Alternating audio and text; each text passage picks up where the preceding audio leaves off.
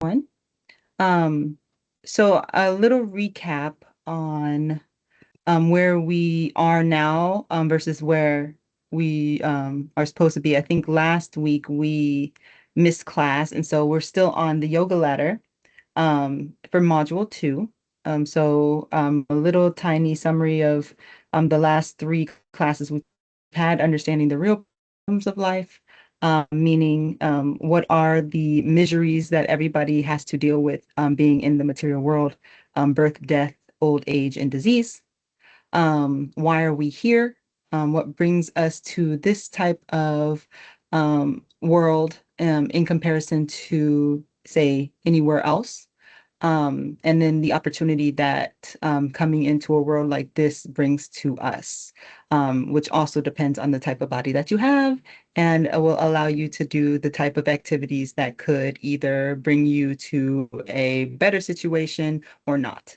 Then there was time factor. That was my personal favorite, where we spoke about the four yugas and then how the time um, it's a cyclical type of thing which allows God, Krishna, to create, maintain, and then destroy the creations of these worlds. And so time was made for that.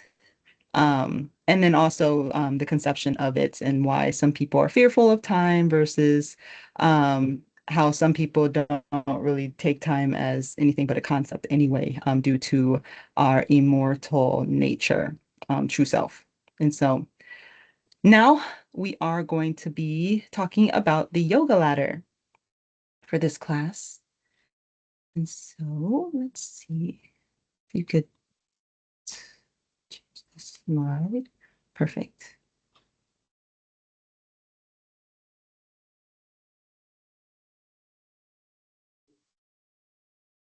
Oh, and just share the, You if you have to can. share the sound. Just hold on.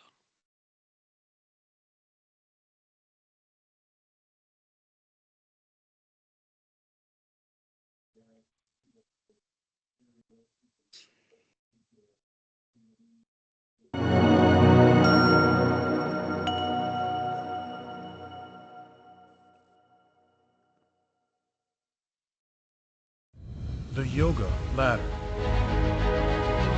Law of Nature. The laws of nature which bind us to the cycle of birth and death are very stringent. How can we get liberation from the laws of nature? According to Bhagavad Gita, this can be done by the performance of yoga. Yoga means union in love between the individual consciousness and the supreme consciousness. A yogi is one whose life is centered on the practice of yoga. A yogi's life and activities are oriented towards re-establishing his relationship with Supreme Krishna. This implies that any genuine approach to yoga should involve the spiritual pursuit, however varied that pursuit may be. Yoga, what it is not. Yoga is not limited to mere physical exercise for a shapely body, or good health and an increased sense gratification, or for an increased lifespan. Purpose of yoga is not simply to become an emaciated renunciant in meditation. Purpose of yoga is not to possess mystic powers. Types of yoga. There are mainly 4 types of yoga practices described in Bhagavad Gita: Karma Yoga, Jnana Yoga, Jnana Yoga, also known as Hatha Yoga or Ashtanga Yoga, and Bhakti Yoga. These 4 kinds of yoga are not 4 different paths. They are different levels of realizations of union with the Supreme Consciousness, yoga. In fact, yoga is one path. It's like a ladder, and different steps of the ladder are called by different names for the same yoga process. It is just like education. From kindergarten to PhD is all the process of education. But different steps of the ladder of education are called by different names. The beginning step is called elementary. The next step is middle school. Next step is high school. Then graduation. Similarly, Bhagavad Gita explains 4 steps of the yoga ladder. The first step is Karma Yoga, then Jnana Yoga, then Jnana Yoga, and the topmost is Bhakti Yoga. However, the Gita also describes Bhakti Yoga as an elevator process that can take one from the lowest level to the highest by passing the other steps. Karma Yoga. The Bhagavad Gita describes 4 steps of the yoga ladder. These are Karma Yoga. Karma means activity, and so Karma Yoga is a process whereby one links with Supreme by his work. He performs his work for Supreme without selfish desire for personal gain. It is the art of working without entanglement. A Karma Yogi offers the result of all work to Krishna. He is always aware of his constitutional position as subordinate to Krishna and acts in that way. Hence, a Karma Yogi can work without any desire for fruits, a feeling of proprietorship, or laziness. The difference between Karma Yogi and Bhakti Yogi is that a Karma Yogi is attached to a particular kind of work he performs, but is not attached to the results. He wants to choose the kind of work he performs, and then whatever is the result, he offers to Krishna. A Bhakti Yogi is neither attached to the work nor its results. He performs any kind of work that is ordained by the Supreme or his representative, the spiritual teacher. As one practices Karma Yoga, one should try to add the principles of Bhakti Yoga to one's life as much as one can practically maintain them.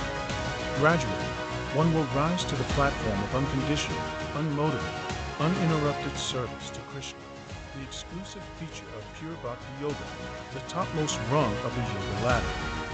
Srila Prabhupada says, yoga means connection with Krishna.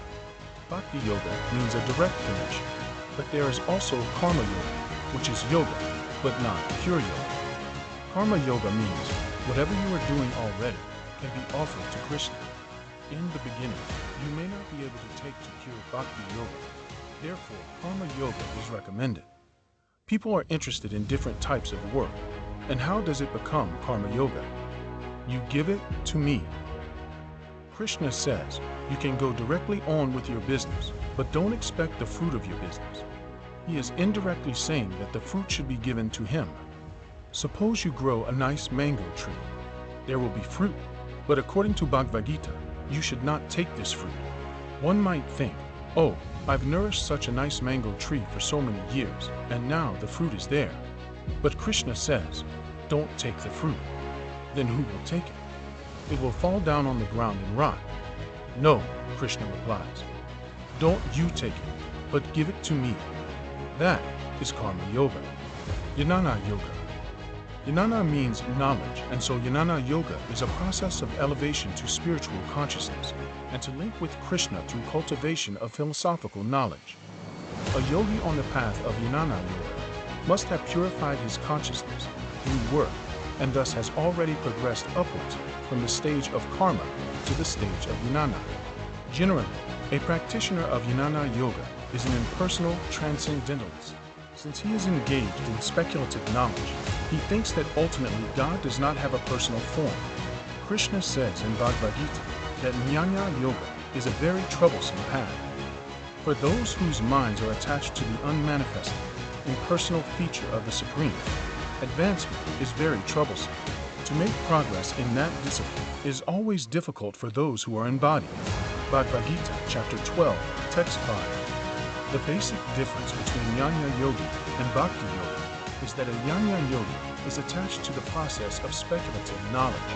However, a Jnana Yogi can be produced to Bhakti Yogi through the association of a pure devotee. Astanga Yoga. Astanga Yoga, Jnana Yoga, or Hatha Yoga. Astanga means 8 limbs, so Astanga Yoga is a process of mechanical meditation practice meant to control the mind and the senses to help focus one's concentration on the Supreme. It is also known as Jnana Yoga or Hatha Yoga. In the 6th chapter of Bhagavad Gita, the subject of Jnana Yoga is explicitly detailed. One must follow strict rules and regulations while practicing the 8-fold procedures of Yama, Inyama, Asana, Pranayama, Pratyahara, Dharana, Dhyana, and Samachi. One has to drive out the sense objects such as sound, touch, form, taste, and smell by the Pratyahara, breathing, process in yoga, and then keep the vision of the eyes between the 2 eyebrows and concentrate on the tip of the nose while meditating on the Paramatma, or supreme within the heart. To practice yoga, one should go to a secluded place and should lay kusa grass on the ground and then cover it with a deerskin and a soft cloth. This yoga is nearly impossible to perform perfectly in the age of Kali. Bhakti Yoga.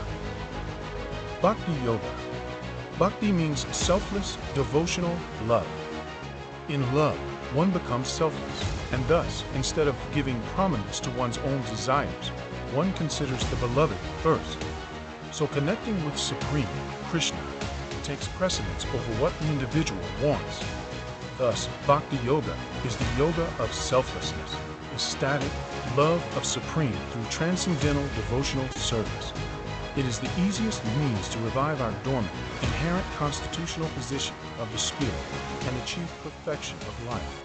Bhakti Yoga revives our inherent relationship with Krishna by chanting the Hare Krishna mantra, associating with people who are trying to revive this relationship, and by performing practical devotional service. The culmination of all kinds of yoga practices lies in Bhakti Yoga. All other yogas are but a means to come to the point of Bhakti in Bhakti Yoga. Yoga actually means Bhakti Yoga. All other yogas are progressions towards the destination of Bhakti Yoga. From the beginning of Karma Yoga to the end of Bhakti Yoga is a long way to self-realization. Karma Yoga, without fruit of results, is the beginning of this path. When Karma Yoga increases in knowledge and renunciation, the stage is called Jnana Yoga. When Jnana Yoga increases in meditation on the Supreme by different physical processes, and the mind is on Him, it is called Astanga Yoga. And when one surpasses the Astanga Yoga and comes to the point of the Supreme Personality Krishna, it is called Bhakti Yoga, the culmination. And of all yogis, the one with great faith who always abides in me, thinks of me within himself, and renders transcendental loving service to me. He is the most intimately united with me in yoga and is the highest of all. That is my opinion. Bhagavad Gita, chapter 6, text 47. Bhakti Yoga is so potent that simply by performing Bhakti Yoga, one can bypass the other yoga processes in the yoga ladder and come to the highest perfection.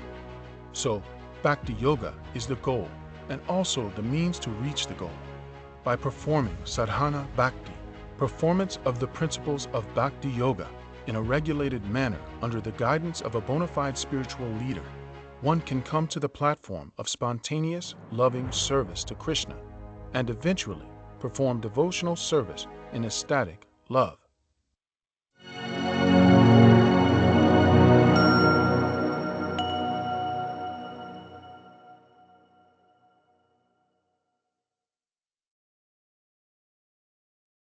Very nice. All right. Thank you, Deepak. All right. I'm going to share my screen now. See if I can get here.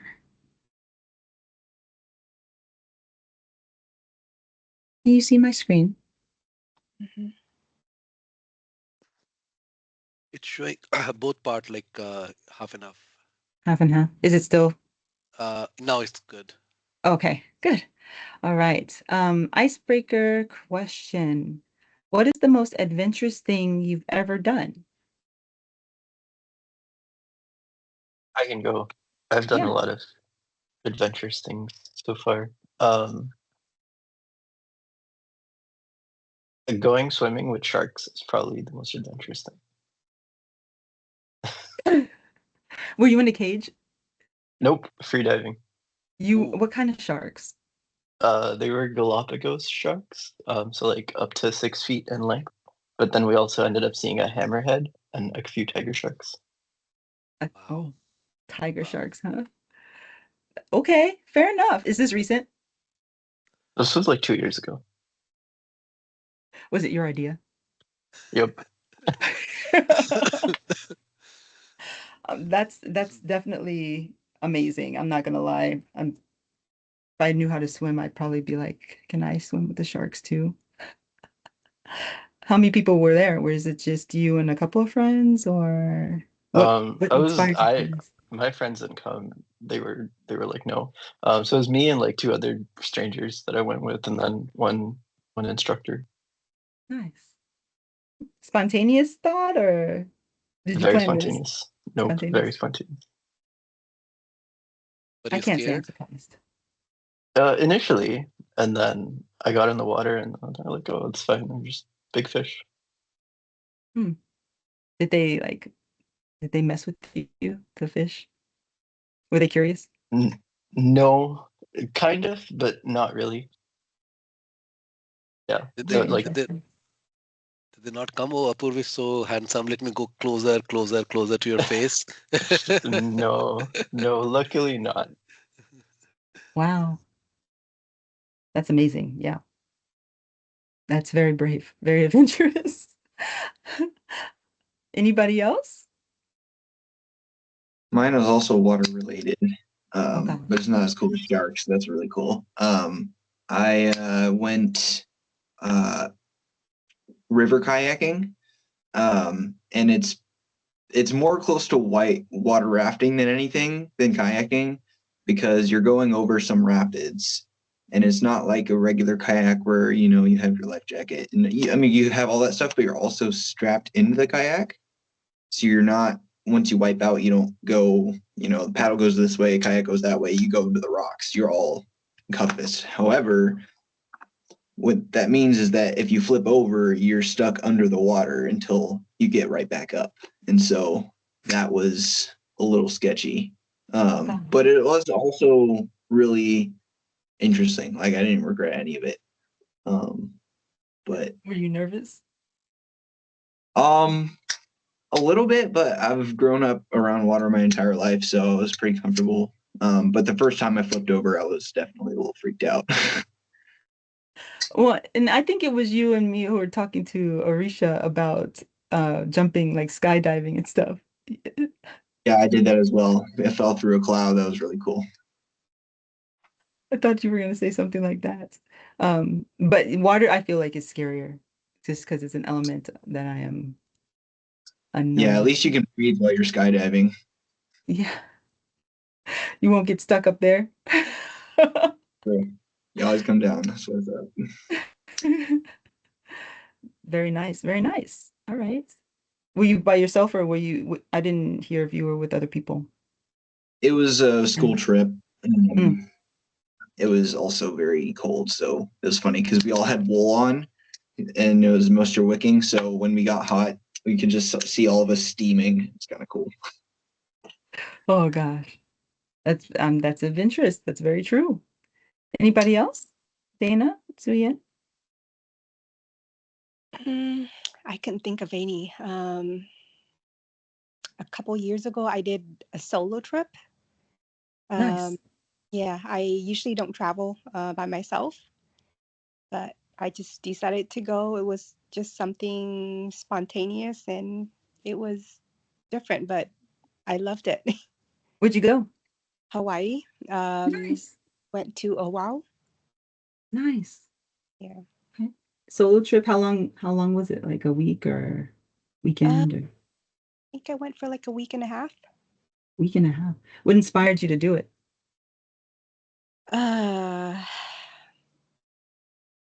Just changes in life. Yeah. Yeah. When you didn't regret it, it sounded like you had a lot of fun, right?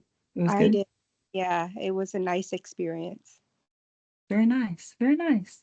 Very adventurous. Yes. That's in these times, traveling alone is not easy at all. What about you, Dana? Ugh, I'm like trying to rack my brain. I feel like I've been an adventurous person in the past life, but lately not so many adventures. I mean, yeah, I did that solo camping trip. That was liberating and fun and um I don't know. I've done like crazy stuff when I was younger, but lately my life has been pretty tame and I like feeling safe when I can. Um, but yeah, I think moving out here from New York was a big adventure in my adult life. That was like a plunge. I don't know. I mean, you I've did move swam across with the country. stingrays. That made me Oh, think. Um, Yeah, I don't know. I Nothing's always think coming to about it. mind. No, I mean, moving across the country is very adventurous. Very, very.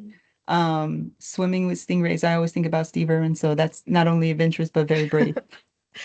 Yeah, I like doing stuff that scares me, but I feel like that can be a lot, especially as a woman in like everyday life, like just yeah, solo traveling and stuff is like a big deal. And yeah, I don't know. I don't like risk my life too much anymore. So I get you. I'm the same yeah, way.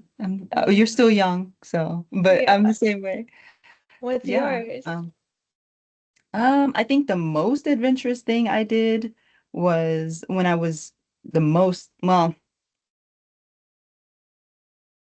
yeah, I'll say the most impactful adventurous thing I did was when I was 12. I was accepted in a foreign exchange student program and lived in Europe for a year Oh right after wow. 9/11. And Oh so wow. so my parents were like, "You don't have to go if you don't want to." And I'm like, and so that was fun. Respect it. Huh? It was I said I very fun. respect it. I like the drive. Yes. And that was Yeah. when I bungee jumped. And so I was just Wow. like a wild 12-year-old. And so Yeah, I was supposed to go to Europe around then too, and 9/11 squashed that. yeah, my it was a fight with my family. My dad did not want me to go, and my mom was just like, she wants to go so bad. But it was a very good experience, you know. I didn't see my family for a year, which is very unusual, I think, for a little 12-year. My son's almost 12, so I'd be like, "Oh, I need to see you." Yeah, 12 is so young. Very young, right? Yeah, Europe was very amazing though. They had like classes about how to fall in love and stuff. You never see that in America, never. Wow. So I'm like, what is this that you're trying to teach me right now? What kind of class is this? But very nice adventure. Um, so that was very nice icebreaker. As we all know, the format of these classes are that we go over what we've learned in the video. Um, so I will start posting our questions. This is for discussion. Please don't make me have to talk to a screen. It's for everybody to learn and to ask, since it's a very, very interesting topic of the different types of yogas, right? So the first question is, what is yoga and what are the different types of yoga? Did you catch the definition of yoga in the video? There's so much yoga here, right? Did I hear correctly that yoga actually means bhakti yoga? Well, yes. Yes. Every step or every type of yoga that they explained will lead you to bhakti yoga. Mhm. Because that's the topmost yoga. But it means something. Yoga means something. It means connection, and it means connection with the divine, no matter what level of yoga that you are in. And so usually when you're hearing somebody doing like Ashtanga yoga is usually the physical yoga that you'll see people doing. You'll always find whether they are aware of any type of spiritual connection to yoga or not, there's always some type of connection that they're trying to make everybody have. And that connection is usually to the divine. Sometimes you have a connection to your own body, so then you can concentrate on, it depends on the yoga, but yoga means connection. It means connection to divine. Any types of yoga that caught your eye or ear? There are multiple different types.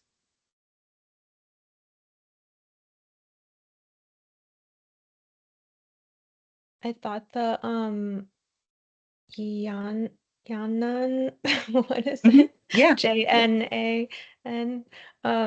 That was interesting learning about that and how it's all like mental and intelligent and hard to, what did the Bhagavad Gita say? Like hard for growth or to get to the next level through that one. Mm-hmm. Jnana yoga. Mm-hmm.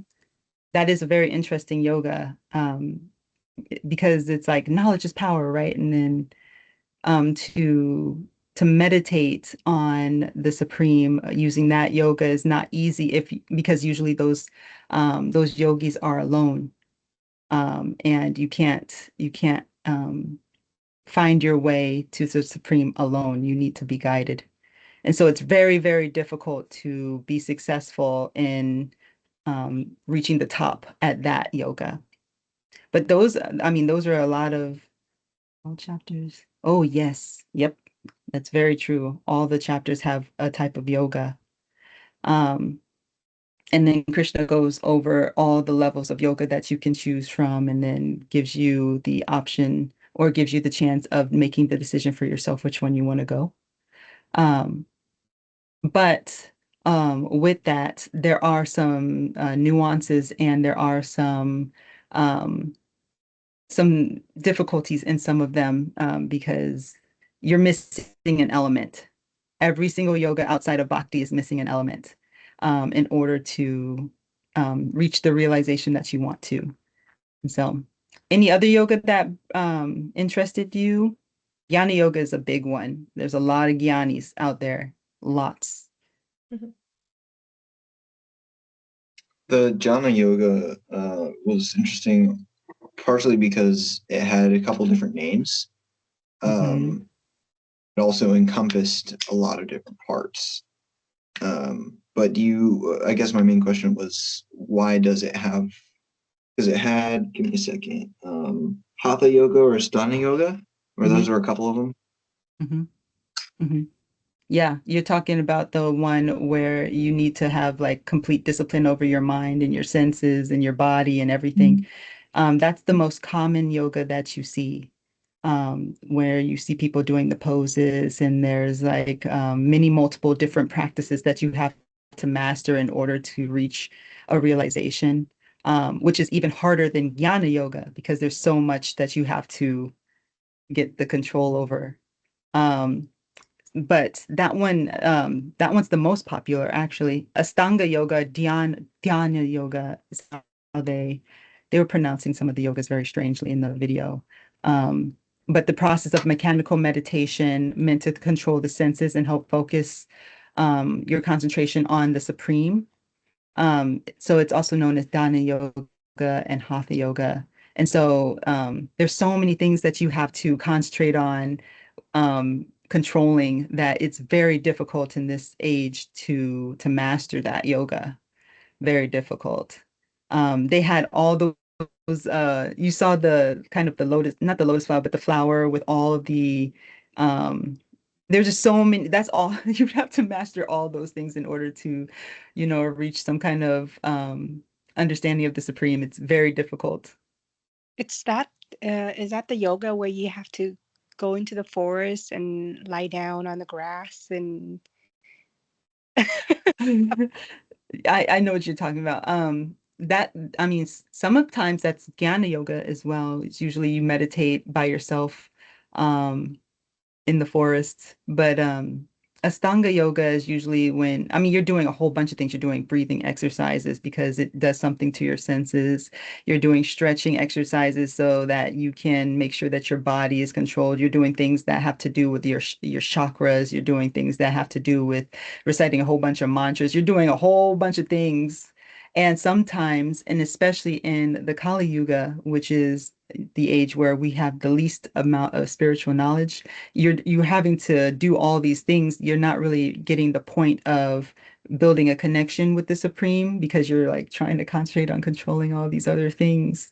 So it's very, very difficult to reach the point with Astanga yoga. There's so many things in Astanga yoga. I mean, it's just so many things. Um, as they yeah, mentioned, just a few. Yeah. hard, especially with our age. It's our attention span is like less than a goldfish. It's very true. When I started doing mantra meditation, I couldn't concentrate for 8 minutes to save my life. let Mhm. alone being able to control my senses. And so it's very difficult. But that yoga, I think, is the most enticing because there's so many things in there, and it attracts people. Like there's certain things that attract people, and so they feel attracted or attached to try. And it's not to say that that is something that's negative, because it's better to, have some kind of connection to yoga than have none at all.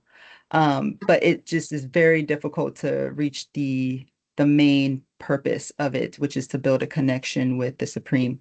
So many ways to go down. And, if you're not guided by anybody, then, who knows where you're going to end up. Very hard, very difficult. Yeah. I think they even said impossible in the video, like more difficult than Jnana yoga. And then any other one? There was one that I think is very common, the karma yoga. What do you think about that? I just learned that it's also a yoga. I didn't I didn't know that karma yoga is a form of yoga. Yeah, a lot of times that's one of the more common ones as well, karma yoga. Whether people know it or not, right? You reap what you sow, or you know you do certain things that could be conceived as pious because you know that there's some benefit that you could receive from that. Um, the true karma yogi will do these things, and then automatically, by doing karma yoga, it purifies your heart, where you'll start to do these things without expecting something in return.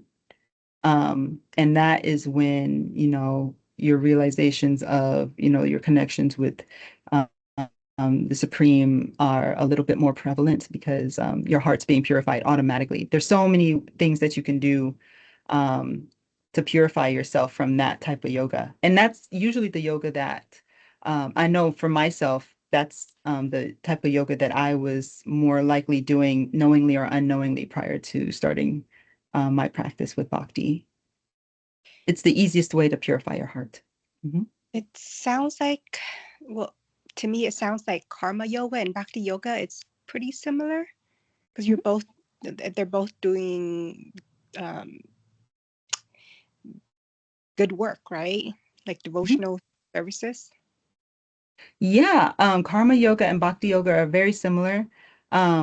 The main difference between bhakti yoga and karma yoga is that with bhakti yoga, you have a connection with the Supreme. And so whatever you do, whether you succeed in it or you don't succeed, so whatever activity you do, whether you are successful or you fail, whether you are the hero or the villain, all of the results go to the Supreme. Whereas karma yoga, you do your work, and sometimes you're attached to the work. So sometimes you're like, I want to do a good job. I want to make sure that, I'm getting this or doing that. So you're kind of attached to the work that you're doing, but you start to become purified and not expecting any results from it.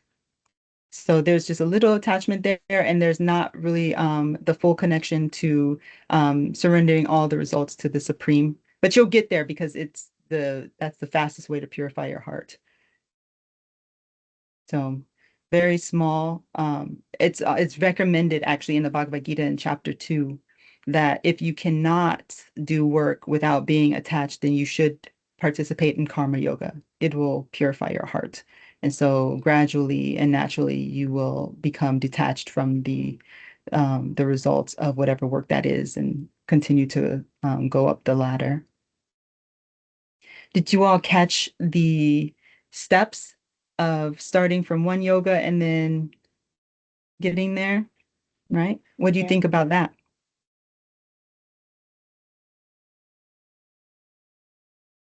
Um, to me, like I don't quite understand like the latter concept. I caught it, but to me, it also seems like you could sort of be doing multiple types of yogas at once.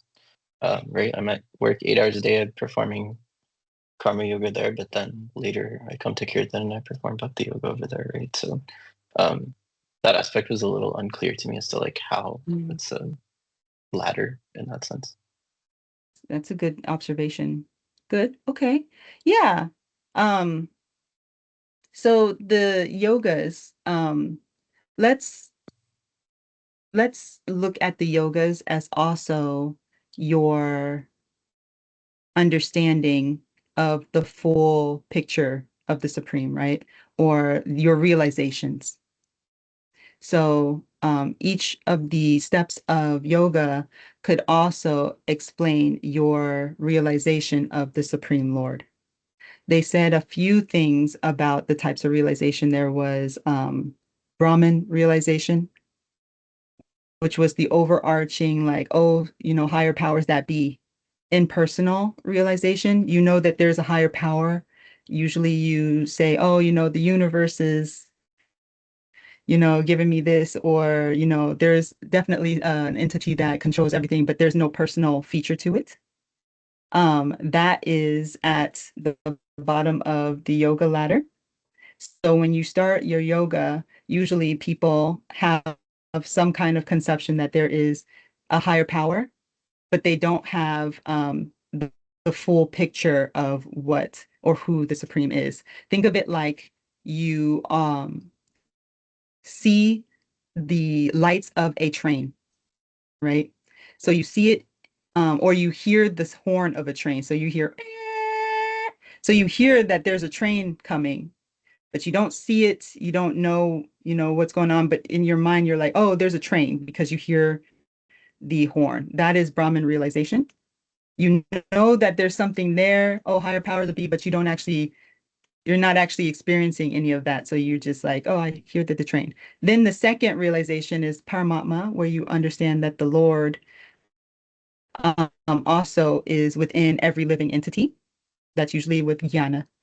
And so that is when you see the lights. So you hear the siren and you see the lights, right? And so you're like, oh, the train's coming. That is where you're a Paramatma. So you understand that, yes, there's a higher power to be. Yes, there's divinity in everyone.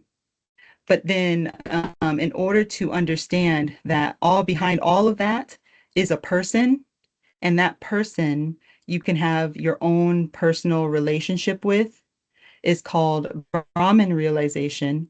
And that is when the train stops, right? You hear, you see the lights, it stops. Now you're on the train, right? So you now know the full picture and you're experiencing the whole ride of the train, right? Same thing if like you're going to a house and you smell a pizza and then you're like, oh, something's cooking, smells really good. Then you see the pizza, right? But you don't actually experience the full picture of the pizza until you get to eat it. And so those stages of realization will determine the types of yoga that you're participating in. And so the last step is Bhakti yoga, which is when you realize that the Supreme Lord is a person and you are a small part and parcel of that. And you have your own personal loving relationship with the Supreme. And all those things that we just talked about, right? So that there's a supreme higher power that be, that supreme higher power that be also lives within all living entities. And now that you know that he's a person, you have the full picture, which is Bhakti yoga. That's the top. And Bhakti yoga is that connection with the Supreme where you understand that you are serving a person. And whereas all the other yogas, you are doing something for either a result or not, or you are, trying to renounce your results, but you're not really serving the Supreme. You're not really doing something for the Supreme until you get to the stage of Bhakti yoga.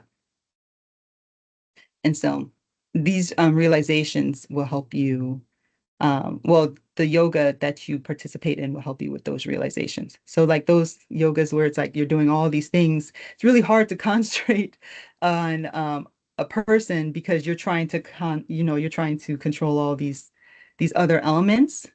But if you participate in Bhakti yoga, all those things become controlled. So everything that you're trying to do in that one yoga, you're doing in bhakti yoga by, performing the work that is required for that yoga in all the other yogas. So that's why it's the topmost. Does that make sense? Are there any? Please ask questions. It's a lot. Yeah, definitely. It's a lot of information.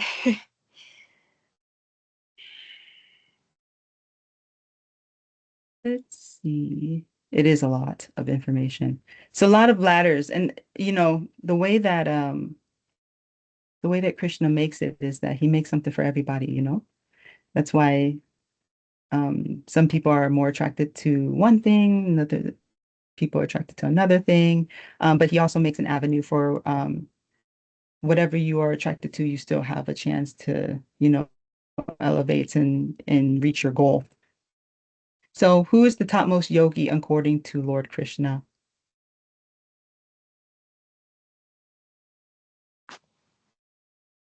Who's the topmost yogi? Mm-hmm. The Like what bhakti type of yogi, yogi? right? Yep. Mhm. The Bhakti yogi. The Bhakti yogi is the topmost because they offer all of their activities and the results of those activities to the Supreme.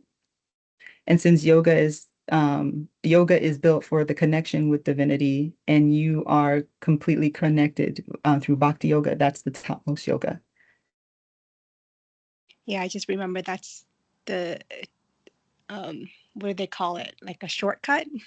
Yep, that's the elevator. So you can climb the ladder, and do whatever. But then if you go to Bhakti yoga, you're going like expedited. You don't have to do all the other things. You don't have to go through each type of realization in order to get to Brahman realization, which is understanding that Krishna is a person. You don't have to stop at, okay, so now I'm here. Now I got to learn about this or how. If you go to Bhakti Yoga, you skip all that. You will learn and know those things by doing Bhakti Yoga. You don't have to like. Sometimes in the material world, you're like, okay, step one, then step two, then step three. I'm not gonna make it to Bhakti Yoga. I'm all the way down here at the yoga ladder. But what the point is that you don't have to actually start at what they would consider the bottom of the yoga ladder. You can pass all those things by just doing bhakti yoga and get everything that the other yogas are wanting as a result by doing bhakti yoga. Is it because Bhakti Yoga offers a little bit of some of the other yogas? Yes, it does. So I'll give you an example, like Jnana Yoga, right? That is the yoga of speculative knowledge. And so a lot of people, a lot of souls find a lot of pleasure in, studying a lot of shastras and studying a lot of scripture and studying a lot of things that will explain God to you. Um, that is a very, very pleasurable thing for some people. But there is a desire for knowledge that does not have a connection with the Lord. You're doing it for yourself more. And so that connection is a little, it's clouded. It's a little clouded. If you are participating in bhakti yoga, though, you are automatically interested in understanding who the Lord is because you're wanting a relationship with Him, which means that you're going to receive that knowledge in that concept and use that knowledge in order to serve the Lord. So you will receive the same knowledge, if not, you'll receive actually more. You'll receive something called, so jnana yoga, right, is mean knowledge, which means this concept, right? You can study about what a fire is. You can study about what touching a fire will do and the burns that you will feel and how to ignite a fire and all these things you can study about and you can have all the knowledge about it. But bhakti yoga will give you something called vigyan, which means realization. And realization means that you've touched the fire yourself and you like, oh, I'm not going to do that anymore because I know. So you can learn about the divine or you can actually experience the divine and be like, oh, I know. It's two different types of knowledge. And so that's the piece that is missing from all the other yoga. You can get knowledge on a whole bunch of different things in anything really, to include spirituality, but in order to receive vigyan, conviction, and understanding, real understanding, you actually have to have that connection with the Lord. And he'll give you vigyan. So that is why, and then with that vigyan, right, you will do things that will control your senses. You will participate in things which will put you in a platform of real pure knowledge, and all those things. You'll do that automatically by um, participating.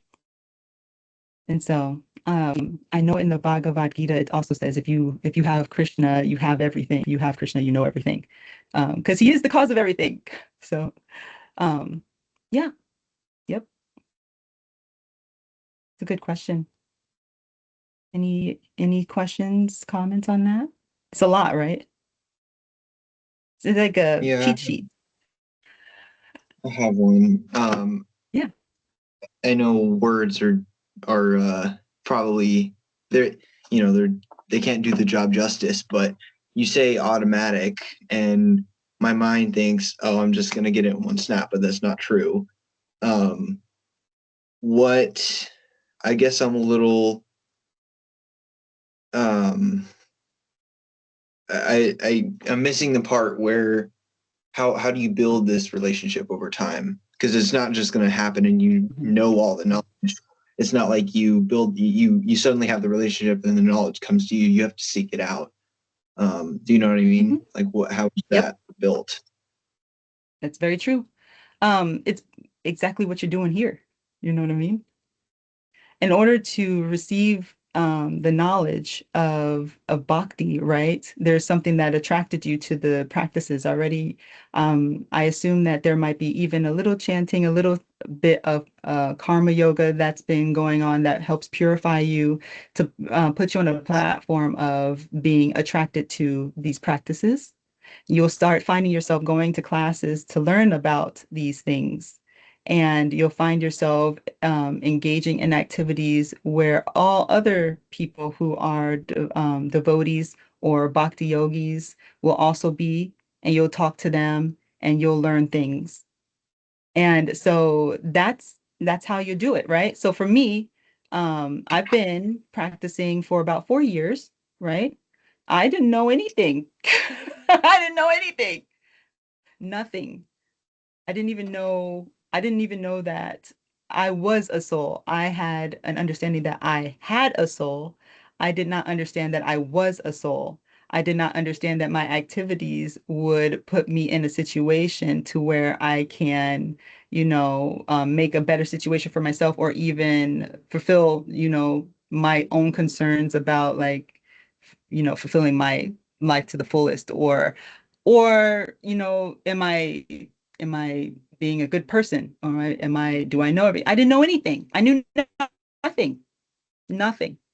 And then I started chanting. I started doing a couple of things with karma yoga. I started reading the books and I found families like Deepak and his family. And, I started associating with them more. And now look where I am. And so it happens. And it happens based on your desire. And it happens based it happens based on your desire and what you want, really, and your association. So it won't happen overnight. You're right. It will not. But then one day, depending on, what you're wanting to do, if you stick on the path, you'll be like, how did I get here? How did I get here? How? It's a very mystical thing. I think about this all the time when I talk to people. Like if somebody had told me 5 years ago that I would be doing this, I'd be like, "You're wild." I'm gonna go over there. Never knew that this was gonna be something that would be considered for me. And so no, it won't happen automatically. It'll happen on a gradual place or a gradual platform.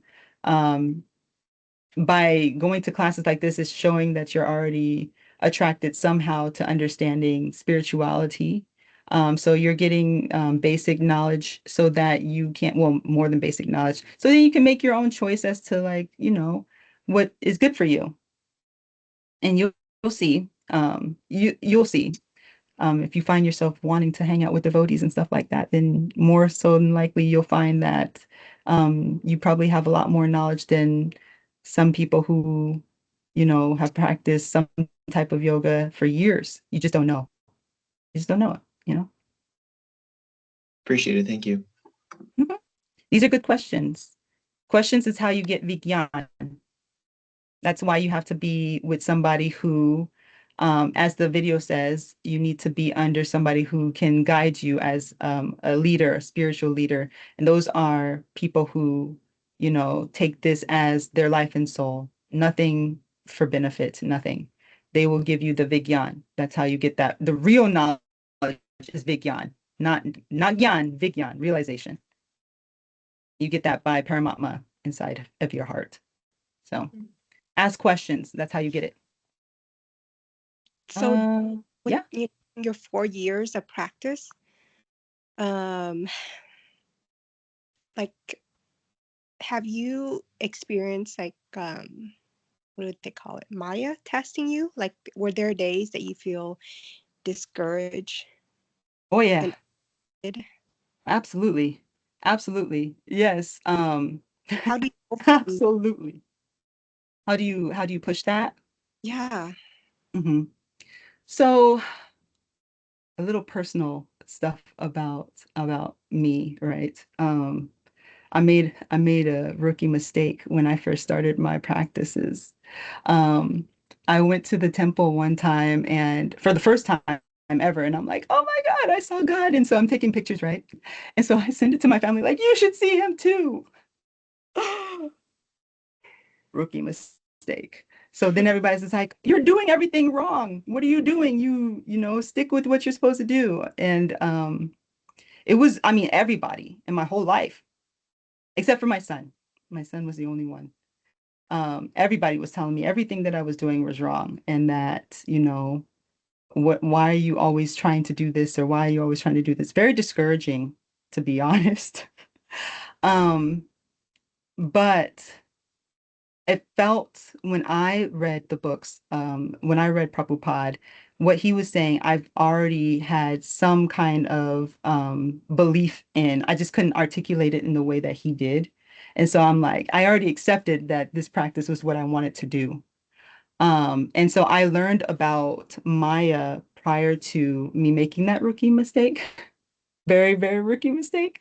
And so when this was happening, I took that as more so a test on whether or not I wanted to practice this or not. That's how I took it. Now, granted, it took some time for me to sit back and reflect on it because there's a whole bunch of times where these are happening and it makes you confused and it makes you feel like you're doing things wrong because everybody around you is doing what you're familiar with, right?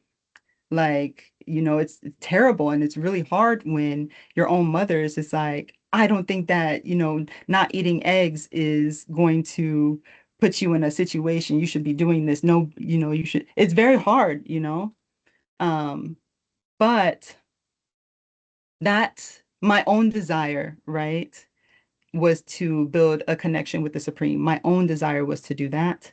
And by chanting and learning more about how to build my relationship with the Supreme, and by just continuing to push on to see if what I was doing was legitimate or not, I decided that I was going to try and see if this was legitimate. That was my mind. So when I started something, and usually when I start something, I will be like, I will try my best in this because then I will know if I know how to do it or not, or you have to see for yourself. And so I it's like, okay, I'm gonna try my best regardless. And I saw for myself. And so with that, it caused me to, I made my own choice to follow this practice despite whatever obstacle was going to be put around. And funnily enough, when I did that, my parents came around. I've taken them to the temple. I've given them prasadam. I've preached to them. Everybody knows that I practice these things because my desire was to follow this path and to have my own relationship. And so because I kept pushing, which you will continue to push your whole practice with Maya, that's her job, is to distract you all the time. So because I kept pushing, she figured that, oh, I'll find another tactic to bother her. So it's not easy. It's not an easy thing to practice. It's just a matter of, not being hard on yourself, not thinking that that your practices need to be unpractical. That's another attack on Maya, where you start to be convinced, like, I have to go and run away and shave my head and be, here or there. That's an attack. Our practice is practical. It's not something where you have to do these extremely extreme things in order to build a connection. There's just small, tiny adjustments, and perseverance and desire to have and build that relationship with the Supreme. So it's not easy, but and association, that's the most important. Association will help you the most, for sure. That's how it helped me. So, anything specific or? Can I add something? Mm-hmm. Yeah. So one thing which is said is the word used is sadhana, right? You practice, daily practice. So when you say Maya attacking, we say, hey, is Maya more powerful? That I am a practitioner, devotee. Is Maya more powerful than Krishna that is attacking? So no. So it seems to us that it's Maya when you sincerely start practicing. When you're not sincere, then Maya will definitely attack. Okay, but when you are sincerely trying, and then some days are cloudy, right? Those are the what it says. Those are the test by Krishna, right? He just tries to test our sincerity. So sometimes there will be days where you'll find it challenging or things like that. And that's where what's recommended that we should do. Doesn't matter whether we are feeling like full energetic or something is coming in our life which is causing a drain on my practice. Still, I should do my daily practice, whatever the practice I have, right? If I have chanting every day, I should continue with chanting. So that way it shows the sincerity to Krishna, and then you'll see that these things won't bother us, right? So and as you are growing, sometimes you'll see even much bigger challenges. Again you persist, and that's the way to show sincerity. So that's Krishna's plan. He just wants to make sure that our practice is pretty strong, and we really want to come back to him. Mm-hmm. Absolutely. In the previous classes, they said that the test, right, is at the end of your life. And so until then, you're practicing, you're, studying, you're practicing, and you're trying your best. But no matter what that is, there should be some desire to build a relationship with the Supreme. That desire should be there, no matter what. And then, the more and more you persevere, the more and more you'll feel better about, what's really going on, and you'll see, like, oh, okay, well, just keep. So it's not easy. Any other questions? Yeah, I've got one. It's somewhere in here. Give me a second. You're fine.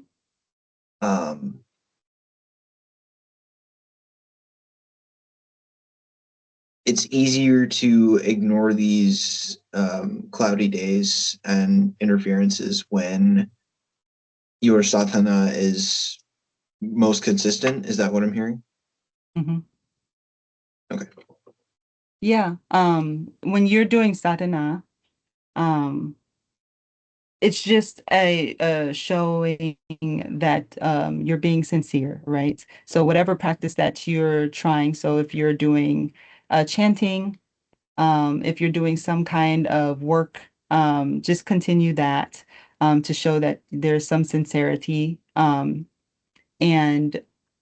really, though, I mean, these obstacles will always, they'll come. These are tests. It's just a matter of being persistent and having a desire to connect. Um, and that will push you through, your association also with like-minded individuals will also help push you through some hard times and kind of explain to you what's going on. So then you understand,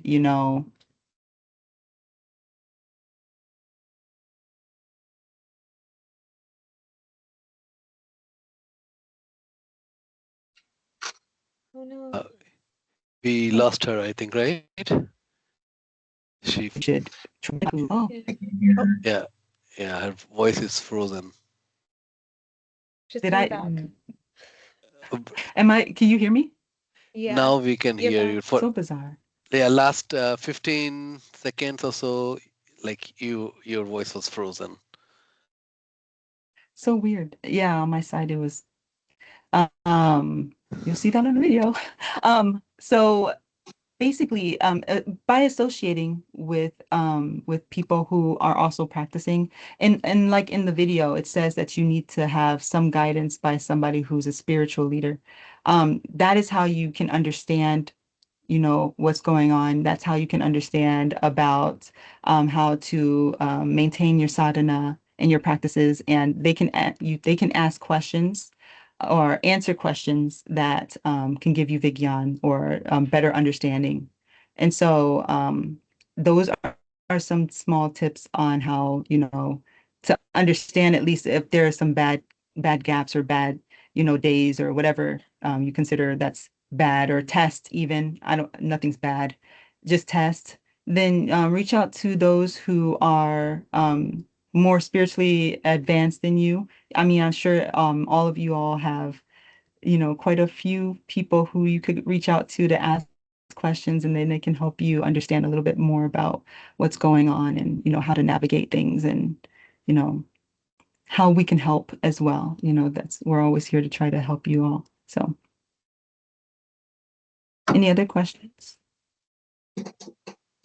I don't have so much of a question. I'm just struck by things today in this conversation. And like I said with Jnana Yoga, it's interesting because I feel like I've been taking in so much information lately and just like, you know, kind of in my solitude journey, just like really trying to inform myself and heal and grow spiritually and everything. And it was like a great way to put into perspective that this does happen like in community with mentorship, and like I'm happy I'm here. And then it was also funny because today I was driving a lot, so I was listening a lot, and yoga came up twice in like healing Mhm. and trauma and PTSD and like trauma work. And I was like, oh, that's interesting. Like, yeah, yoga. But then like this whole class is on yoga. And it's like a little nod from the universe. And it's just funny like how that all works. And I think also trying to just improve my life and my spiritual practices and everything was a lot of like that information. And then I did feel like called to connect with a higher power. Like that came through like very loudly. And then it was like exactly when I found Mantra House and Bhakti Studio. And it's just, I don't know, I'm just in awe today. That's good. That's that Vigyan, right? Like, oh, there's something there. Yeah, Um, like yoga is coming through loud and clear, but then it's like, expanding the idea of yoga today to like the extreme, like spiritual and being of service and connection to the divine and all of that. And it's like, that's it. yeah.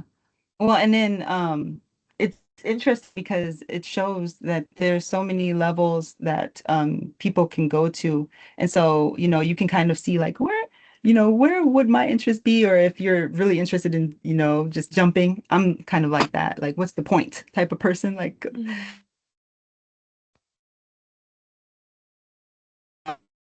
I'll give one small hint about what Bhakti yoga looks like, just so that there's an understanding. Because a Porter, you said something very, very interesting earlier on in one of your answers, which was that you felt like there could be multiple yogas that you're doing at a time, right? So that was very interesting because I remember I had these thoughts as well when I was beginning, and I would say, oh, I'm working, I'm lamenting at this point. So I'm like, talking to a friend of mine. I'm like, oh, I'm working all these hours, and then I have to be a mom, and then I have to do all these things, and I only get 2 hours of service. I'm never gonna get, to any stage of knowing anything because I only get to do devotional service or bhakti yoga for 2 hours a week.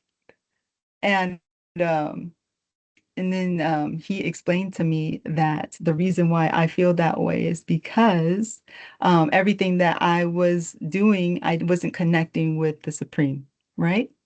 And so I was working for me, and I was being a mom for me and my family, and I was doing all these activities for me. And then I'm like, oh, now I have 2 hours on my clock to, do some things for Krishna. And I was feeling bad about that, like I'll never get anywhere. And what I learned with Bhakti Yoga is that you understand that everything you're doing is for connection. So I'm not working for myself, I'm working for Krishna and earning money so then I can support Krishna's family and feed Krishna and do service for Krishna. I'm earning money, but it's Krishna's money. And that will help me do all these services and maintain Krishna's family. And, the role that I'm here as a mother, so then I can watch over and take care of Krishna's family. And also, I'm doing these classes and this japa meditation, which is about what, 2 hours or so. So everything that I'm doing has something to do with Krishna. That's all Bhakti yoga. Nothing has changed.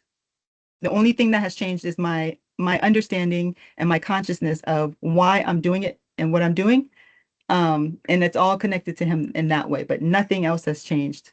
I have not changed my job. I have not abandoned my family. I have not stopped, eating or doing something crazy. I've only had a switch turn on that says, oh, all these things are by Krishna. And whether I do good, I try my best. Obviously, you try your best. I'll try my best. But whether I am successful or not, or I am a hero or a villain of whatever story I am in, work or not, is that's above me. That's Krishna.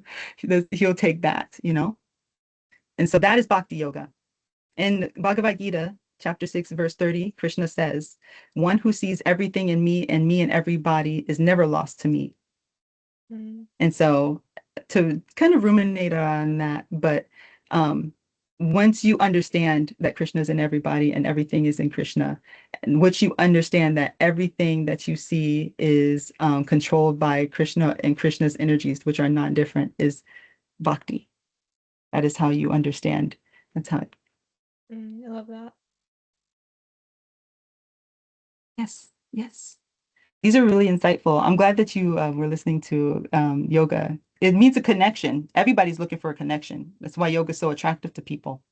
Yeah, well, it was about something completely different. It was this woman talking about connecting with her husband that passed away, and like neurologists and work around that, and like brain waves, and like it was pretty sciencey. And then she just threw in yoga healing like PTSD, and I was like, oh, that's interesting. Like, and I clocked it because I had never heard of that. And I was also just thinking that how she was talking about how your name is given to you, and it shapes who you are. And she said she was almost named Maya. But she was named Tara, which means like star, I think, instead. So yeah, it's just Very interesting interesting. how it all works. Funny. That is funny. Okay, fair enough. Yeah, everything's connected. Everything has a connection. So very good. All right. Well, if you all don't have anything else, I'm going to put the last question in here, but that's a homework for you all. Okay. So the next time you all come back, I want to hear your answer. And so it's this one. So I kind of give you a little cheat sheet of with my own experiences, but let's try to discuss different ways in which you can practice bhakti yoga in your home with your family as it is. So my explanation on my own experiences and what my understanding of bhakti yoga, why don't you reflect on that? I'll try to find, I'll put the video up so then you can also hear what I said again. So then reflect on that for the week that you're away and see how you can practice bhakti yoga in your home with your family as it is, with that understanding. And then I'm very interested to see or hear your realizations next week. Okay. No grades though, so I don't feel pressure, but I would be very interested to hear what you all learn or what you see in yourselves with that. All right, deal? Y'all come back next week. Tell me about your realization. I'll tell you about mine too. I'll be honest because sometimes I'm like, whoa, I'm gonna leave it to So, all right. Very nice class, everyone. Thank you so much. Thank See you. you later. See you Thank later. you. Thank you. Thanks, Deepak.